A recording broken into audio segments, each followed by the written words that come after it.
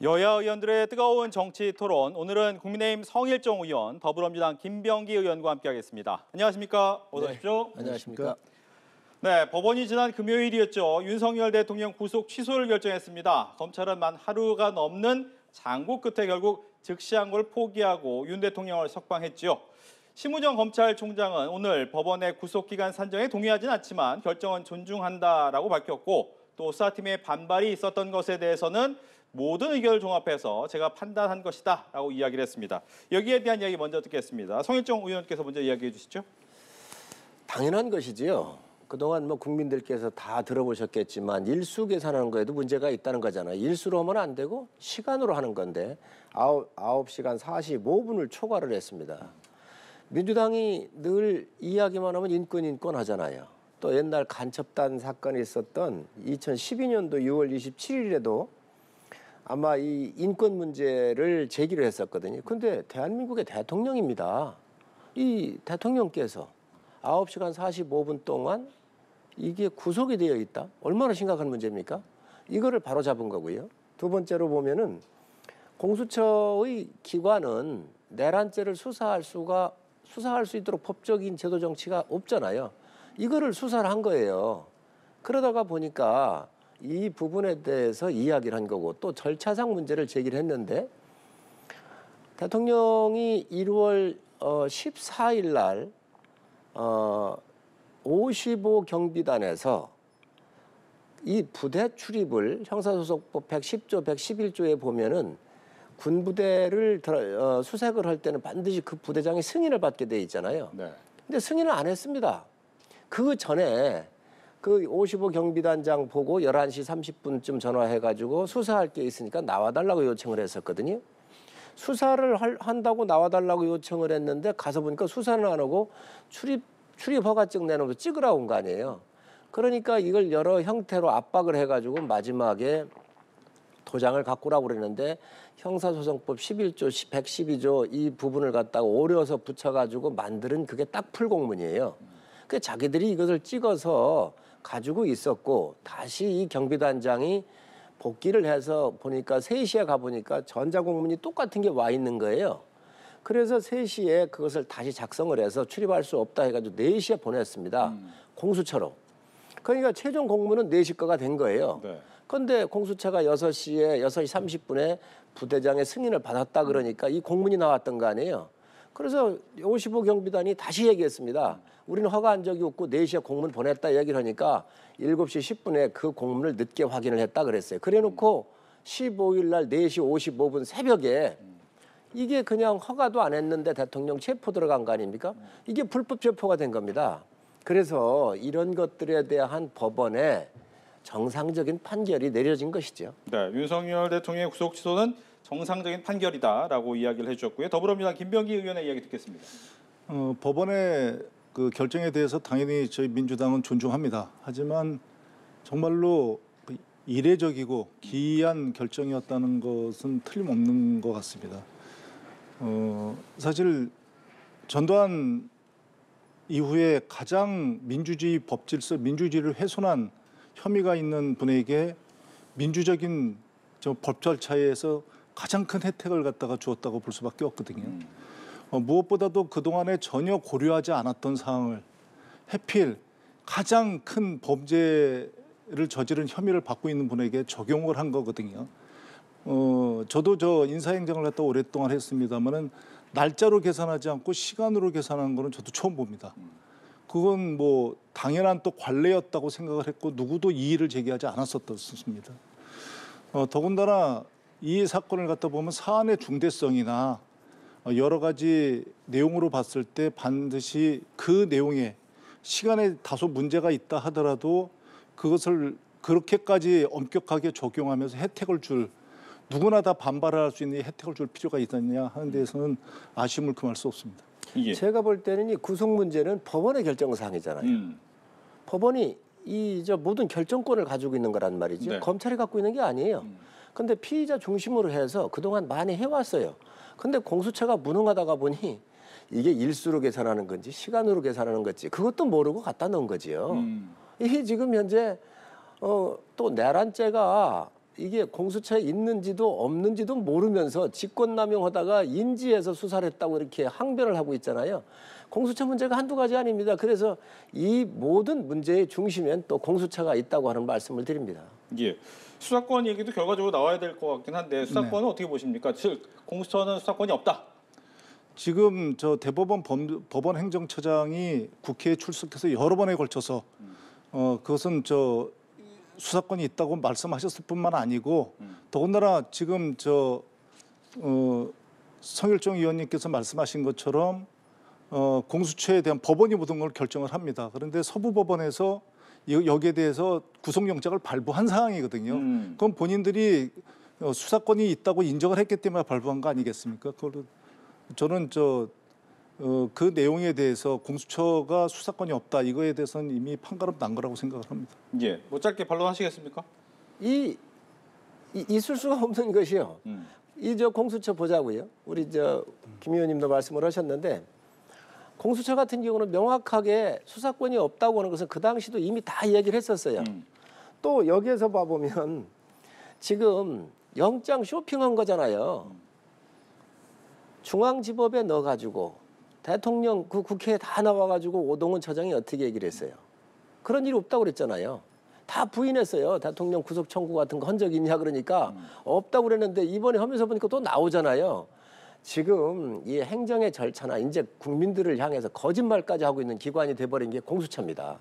저는 있을 수가 없는 일이라고 생각을 하고 네. 또 이 문제에 있어서는 제가 볼 때 그 2012년도 6월 27일 날 구속 집행정지 같은 사항이 있을 때 즉각 항소 같은 경우는 못하게 되어 있어요. 위원 판결을 내렸거든요. 네. 그런데 지금 이걸 하고 나니까 공수처에서도 뭐라고 그랬죠? 즉각 항소하라고 그랬거든요. 아니 그러면 헌법을 어기자는 거잖아요. 지금 민주당도 마찬가지입니다. 이거에 대해서 즉각 항소하라고 요구를 하고 있거든요. 이 논리대로 간다고 한다면 어떤 논리가 생기느냐. 지금 마은혁 재판관 같은 경우를 헌법을 지키지 않는다고 그러면서 최상목 대행한테 이 압력을 넣고 있지 않습니까? 임명하라고? 그럼 그거에 대해서는 임명하라고 그러면서 이 위원 난 거는 또 그 위원이 나서면서 나가지고 하지 말라는 건 또 하라고 한다고 하는 것은 네.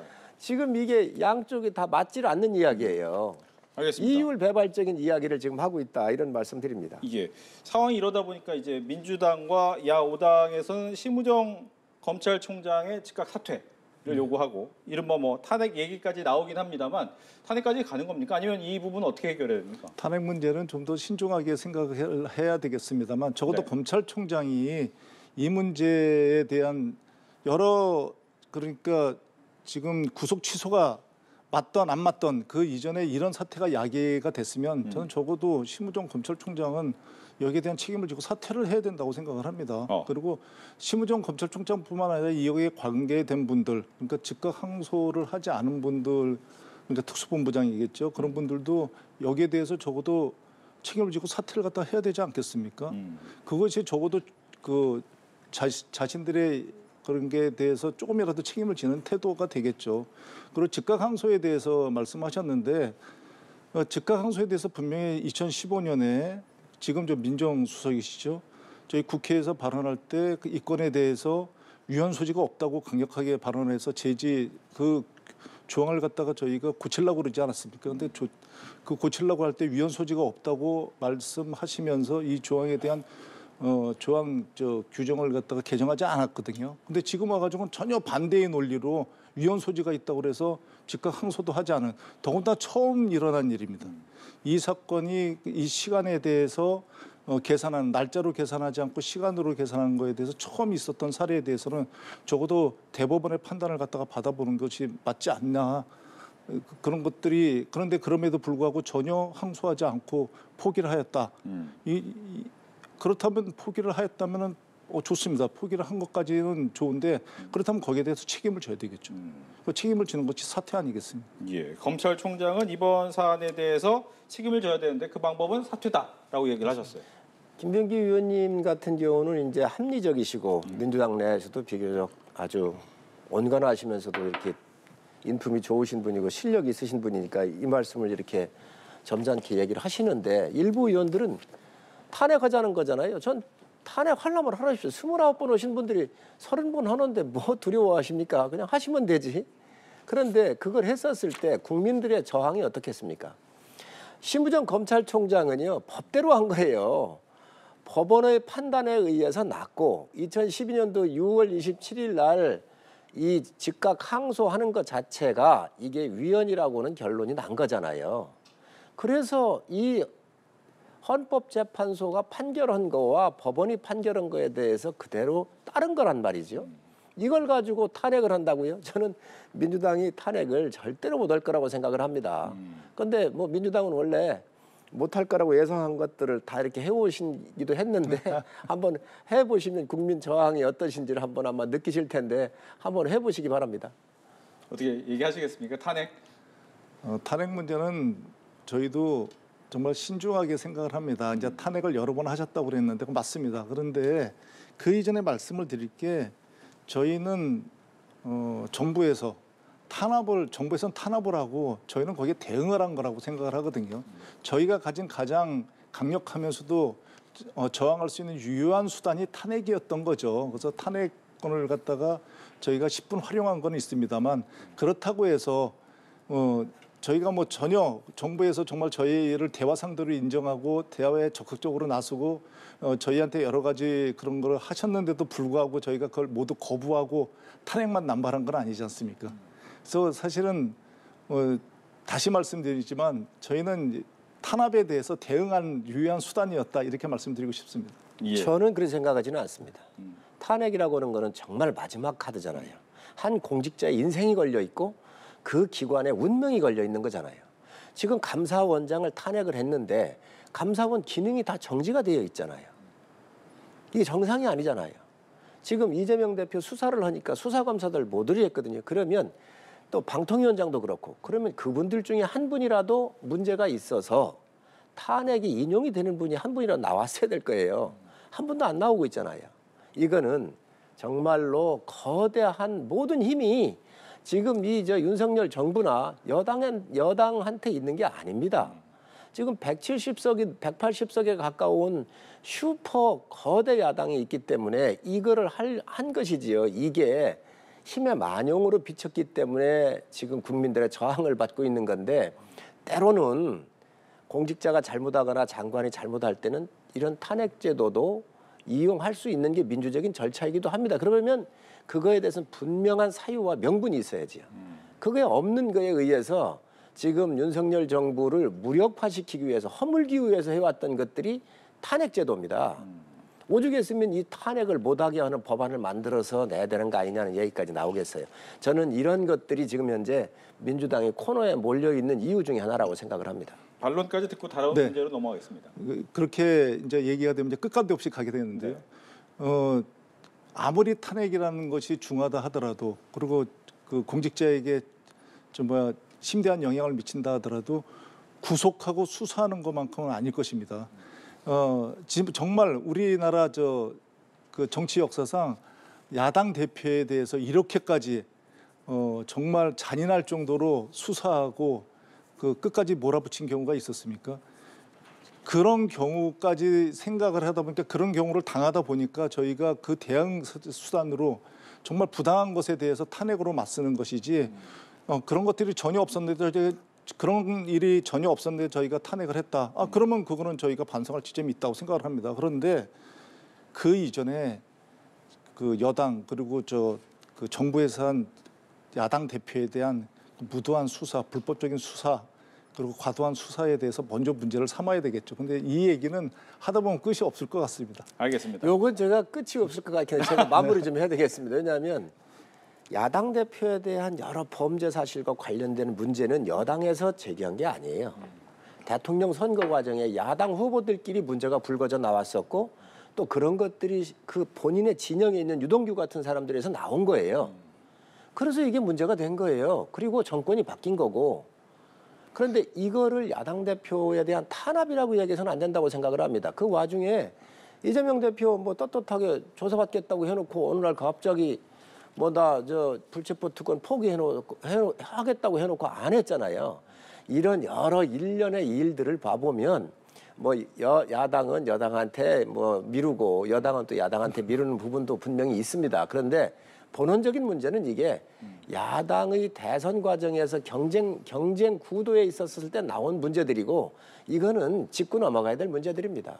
그렇다고 탄핵할 수 있냐는 거예요. 그렇다고 그 조사 그러면 이 검사들이 아무 문제 없이 탄핵이 인용이 안 되고 기각되면은 야당이 책임을 져야 되는데 야당은 그에 대한 책임이 하나도 안 지고 있습니다 지금. 알겠습니다. 만약에 그렇게 말씀을 하시면 지금 이번 개헌 사태에 관련해서 거기에 참여했던 여러 그 장군들이 대통령한테 지시를 받았다고 얘기를 하고 있습니다.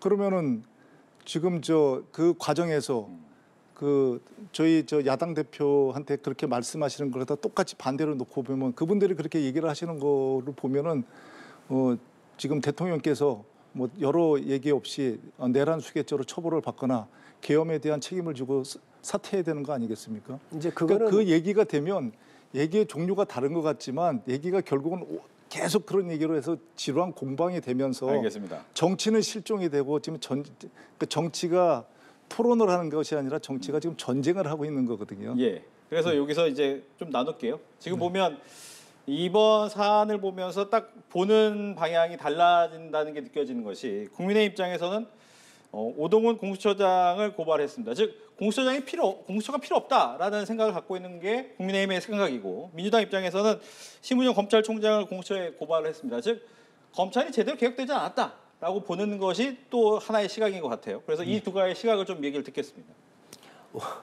공수처는 당연히 폐지돼야죠. 그리고 이게 21대에 있었던 일 아닙니까? 그런데 20대부터 있었군요. 그런데 이 공수처를 만들면 안 된다라고 그 당시에 정말 저희 당은 김승희 의원이 제 바로 옆에 있었거든요. 민주당의 의원들이 이 법사위에 치고 들어와 가지고 깔려서 이 갈비뼈가 7개가 부러져 가지고 신촌 세브란스 병원에 입원을 했었던 그런 사건인데 그 당시에 이런 문제점들에 대해서 충분히 얘기가 나왔던 부분들이에요. 태생부터 잘못된 거예요. 그런데 지금 운영하는 것 또한 이게 있을 수 없는 일로 지금 운영을 하고 있지 않습니까? 네. 저는 이번 사태의 모든 중심에는 또 이 공수처가 있습니다. 이런 사태를 만들어 놓은 거예요. 그런데 이 공수처장은 거짓말까지 아주 그냥 너무너무 타연스럽게 하고 있거든요. 그렇기 때문에 이번에 반드시 이 공수처는 폐지가 저는 돼야 한다고 생각을 합니다. 예. 공수처에서 수사한 것이 뭐 불법이고 문제가 있다. 그렇게 된다면은 제가 누누이 말씀드리지만은 법원에서 그 영장을 발부하지 않았을 것입니다. 그만큼 공수처의 지금 일련의 수사 행위는 적법하다는 거 아니겠습니까? 그리고 공수처에서 한 것에 대해서 지금 말씀하시는 게 어느 부분이 공수처에서 조사한 것이 불법이고 문제가 있으니까 폐지를 해야 된다고 얘기를 해야 되는데 그런 얘기는 전혀 없이 공수처에서 조사해서 그 대통령께 그리고 그 나머지 분들에게 문제가 있다고 조사를 하고 그 조사가 불리해지니까 그 조사를 인정하지 않고 본질은 흐린 채 그 계엄이라는 본질을 내란 혐의에 대한 본질은 흐린 채 절차를 문제 삼아서 지금 무조건 공수처에 대한 그 압박을 하고 문제를 삼는 거 아니겠습니까? 그러니까 본질이 공수처를 갖다가 문제를 갖다가 삼으려면 공수처에서 이 내란에 대해서 전혀 문제가 없는데 내란으로 몰아떼든지 아니면 계엄이라는 것이 전혀 문제가 없는데 몰아떼든지 이런 문제를 가지고 해야지 지금 그 말씀하시는 것은 본질을 갖다가 전혀 흐리고 있다고 생각을 합니다. 한마디만 더 드리면 그 계엄에 대해서도 일부에서 뭐 계몽이라든지 이런 말씀을 하시는데 그건 계엄이 적법하다면 계엄을 국회에서 의결해서 해제한 것이 부적합하다는 얘기인데 이 논리가 말이 되는지 모르겠습니다. 그러니까 계엄이라는 것이 어떠한 경우에라도 지금 계엄이라는 것이 적합하다, 뭐 예를 들어 계엄이라는 게 당연하다, 당당했다 이렇게 얘기한 거를 갖다가 얘기를 하려면 그 나머지가 다 부정돼야 되는 것이거든요. 그 부정돼야 된다면 공수처를 갖다가 없애도 맞습니다. 그런데 그것이 부정되느냐 말이죠. 그럴 때 그것만 봐도 공수처에 대한 것은 그 근거 없는 공격이고 본질을 흐리는 공격이라고 저는 생각을 합니다. 계엄이 위헌이냐 아니냐, 고도의 정치 행위냐 아니냐는 지금 헌재에서 재판을 하고 있거든요. 자, 그러면 내란과 관련돼서 공수처가 할 수 있느냐 없느냐 하는 것은 없다는 건 다 이미 알고 있었어요. 이 영장 얘기를 하셨는데 이 영장도 그렇습니다. 중앙지법에 가니까 이게 영장을 발부를 안 했거든요. 그러니까 어디로 가느냐? 서부로 간 겁니다. 다 숨겨놓고.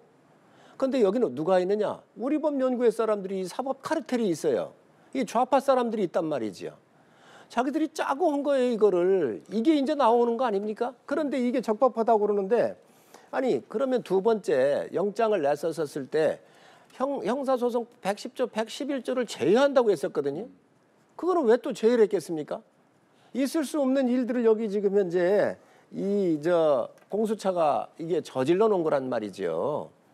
지금 여기에 앞에 우리가 토론도 했지만 그 관련되는 모든 문제의 중심엔 권한이 없는 공수처가 여기에 있는데 이 공수처가 이 사건을 수사하면서 지금 절차나 법이나 모든 것을 위법으로 했기 때문에 문제가 있는 거예요.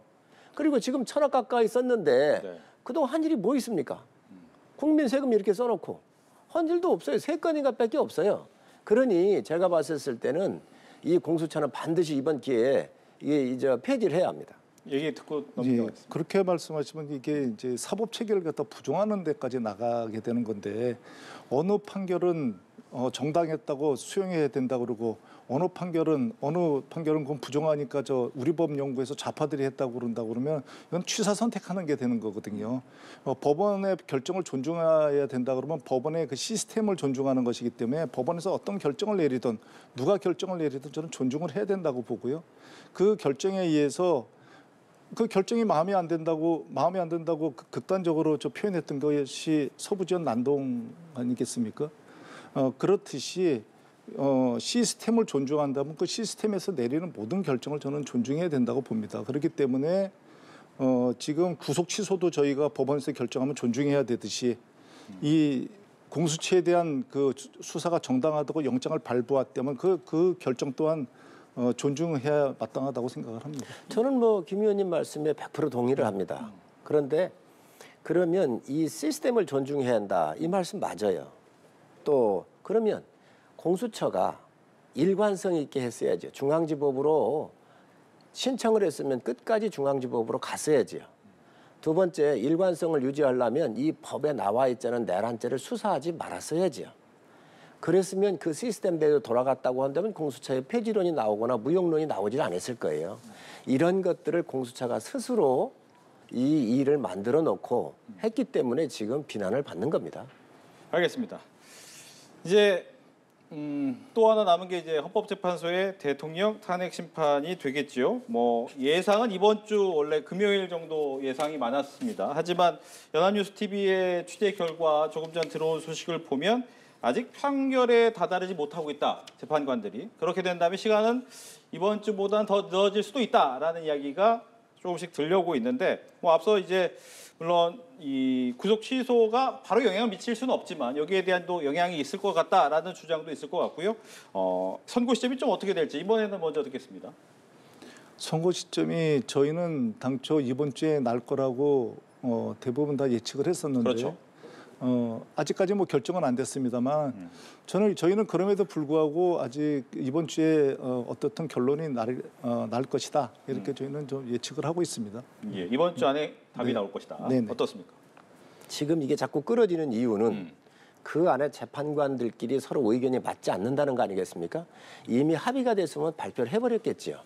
자, 그런데 저는 이게 늦을 수밖에 없는 이유 중에 하나가 여러 지금 증인들 다 오염됐잖아요. 지금 곽종군 사령관, 홍장원 메모 믿을 수 있습니까? 다 증거가 나오잖아요. 증언이 나오잖아요. 그런데 그것도 아주 구체적으로 나옵니다. 민주당이 책임지겠다. 이미 대선을 게을렀다. 변호사, 좋은 변호사, 어떤 그룹에 아주 유명한 사람 붙여주겠다. 이런 얘기 다 나왔잖아요. 그래서 이런 거에 대해서 지금 이제 신뢰할 수가 없는 것이죠. 또 법적으로 보면 이 헌법재판소법 40조에 보면 탄핵 심판의 경우에 형사소송법에 관한 법령을 준용하고 이렇게 강제로 돼 있어요. 강제 규정으로. 그러면 지금 현재 형사소송법에 형사재판이 진행되고 있잖아요. 1심도 안 나왔습니다. 이 법에 의하면 헌법재판소 법에 의하면 1, 2, 3심이 다 나와가지고 그 결과를 써야 되는데 검찰의 조서만 갖다가 증거자료로 쓰겠다라고 하는 게 이게 대한민국 헌법재판소입니까? 헌법재판소 재판관들이요. 자기 헌법재판소의 법률을 스스로 위반하고 있어요.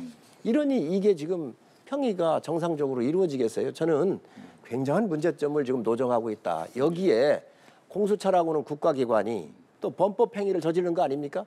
대한민국 대통령을요 마구 가뒀어요. 불법 체포했어요. 응?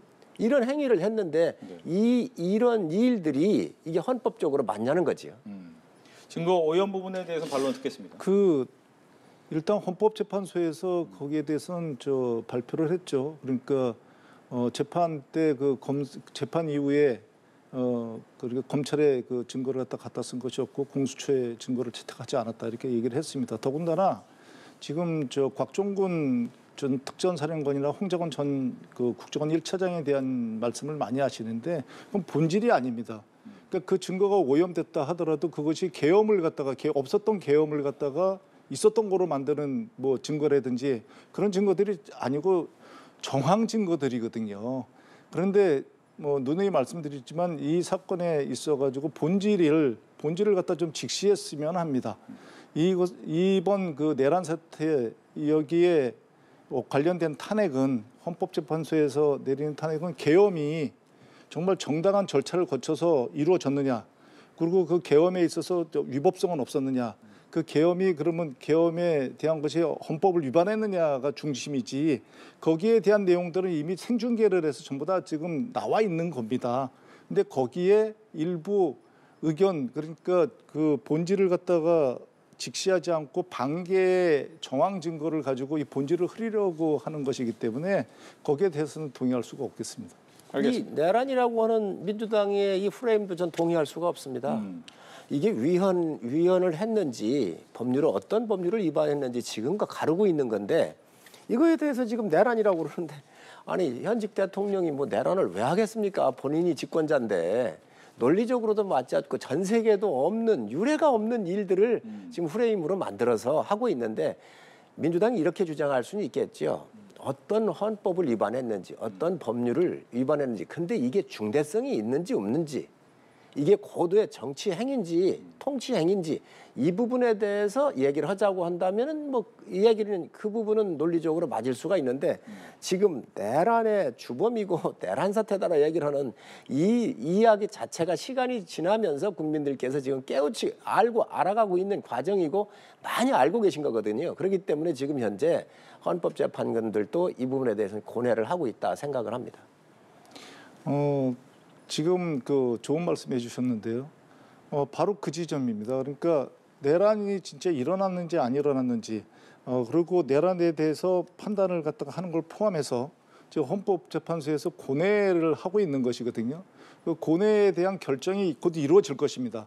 그것이 어떻게 결정이 나던 저희 국민들이 정말 분열하지 않고 이 문제 때문에 정말 이것이 새로운 분열을 일으키는 것이 아닌 수습을 하는 그런 수습을 하는 과정으로 나가는 데 있어가지고 여야 할 것 없이 전부 다 헌법재판소의 판결을 갖다 수용해야 된다고 저는 생각을 합니다. 알겠습니다. 지금 시간이 다 됐는데도 오늘 여론조사 나와서 그것까지만 질문을 드리겠습니다.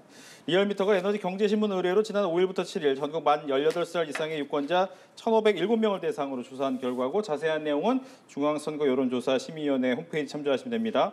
차기 집권 세력 선호도 질문에 정권 연장론 44%, 정권 교체론이 50.4%로 나왔고요. 정당 지지도 국민의힘이 전주 대비 5.1%포인트 올라서 40.7%, 민주당은 3.2%포인트 하락해서 41%로 조사가 됐습니다. 물론 이 부분은 아무래도 이제 오차범위 내라는 부분을 확인을 드리면서 여기에 대한 평가 얘기를 좀 듣겠습니다. 그렇게 큰 의미는 둘 수가 없을 것 같습니다. 일주 만에 그냥 10몇 %씩 이렇게 널뛰기라고 있잖아요. 그런데 저희가 눈여겨보고 있는 것은 2030의 세대들이 대한민국이 자유민주주의와 시장을 지향을 해서 이 젊은 청년들의 기회와 경쟁이 보장될 수 있는 이 체제에 대해서 이 체제를 지켜야 되겠다라고 하는 강한 신념을 지금 갖고 있다고 하는 것이 대한민국의 미래가 있다. 저는 이렇게 생각하고 있습니다. 예. 저도 우리 의원님 말씀처럼 이게 뭐 일일비하거나 이럴 필요는 없을 것 같습니다. 그리고 추세를 보는 것이 중요한데 그럼에도 불구하고 꾸준하게 정권 교체 여론이 정권 연장의 여론을 적어도 한 4~5%씩 앞서는 결과가 꾸준히 나오는 걸로 봐서는 어쨌든 국민들은 이번에 정권을 갖다가 어떤 식으로든지 교체를 해야 된다 이렇게 판단하고 있는 것 같습니다. 알겠습니다. 이렇게 해서 여야 의원들의 뜨거운 정치 토론, 오늘은 국민의힘 성일종 의원, 더불어민주당 김병기 의원 두 분과 함께했습니다. 오늘 얘기 잘 들었습니다. 네, 고맙습니다. 수고하셨습니다.